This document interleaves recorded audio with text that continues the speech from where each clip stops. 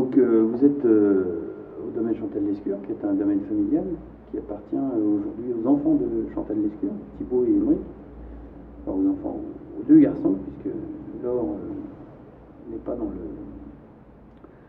dans l'organisation. Moi, je suis donc François Chaveria, je suis gérant et on va dire directeur technique du domaine. C'est moi qui m'occupe en particulier de la production et puis de la commercialisation, parce que c'est deux choses qu'on n'a pas voulu vraiment scinder. C'est deux choses très importantes. En fait, on attache autant d'importance à notre production et à sa qualité qu'à la distribution. Et à sa qualité aussi, en fait. Donc le domaine, c'est 18 hectares qui sont répartis entre Chambol-Musigny et Meursault, soit une vingtaine de cuvées, pas forcément sur 20 appellations, mais on a couramment des vinifications parcellaires sur le même terroir. Donc on fait par exemple 3 à 4 cuvées de pommard tous les ans, avec un premier cru et 2 ou 3 villages. Notre philosophie, elle est basée sur un profond respect de l'identité de nos terroirs. C'est la raison pour laquelle on est en bio. On considère que pour que le terroir parle, il faut tout simplement qu'il soit vivant. Donc voilà, on ne va pas faire de longs discours et tenir des propos élitistes et compliqués. Terroir vivant, vin vivant, c'est tout. Voilà. Donc expression pure de nos terroirs. On a la chance d'exploiter un vignoble très morcelé, avec pas mal de parcelles, toutes sur des géologies différentes, donc ça serait quand même idiot de standardiser les vins avec une agriculture, enfin une viticulture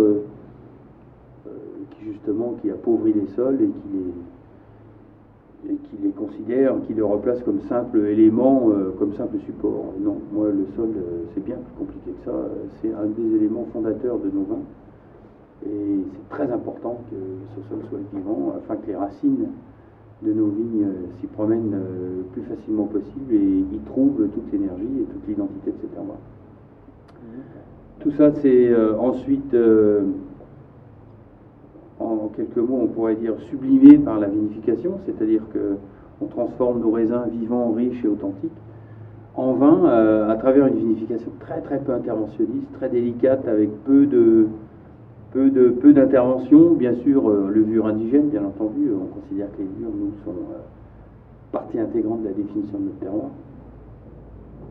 Donc il n'est pas question de levurer.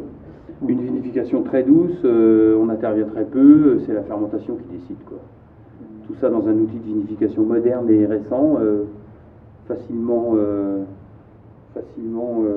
facilement, je veux dire, morceler nos vinifications, c'est-à-dire vraiment faire des vinifications parcellaires, parce qu'on a pas mal de cuves et on travaille dans cet esprit-là. Voilà. C'est pas plus simple que ça, pas plus compliqué que ça.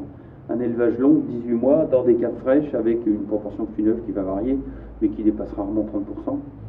Et des élevages longs sur lit le plus naturel possible. Les mises en bouteille 2 ans après, enfin 18 mois après, au bon moment, quand le vin est prêt à être mis en bouteille, et surtout après un élevage peu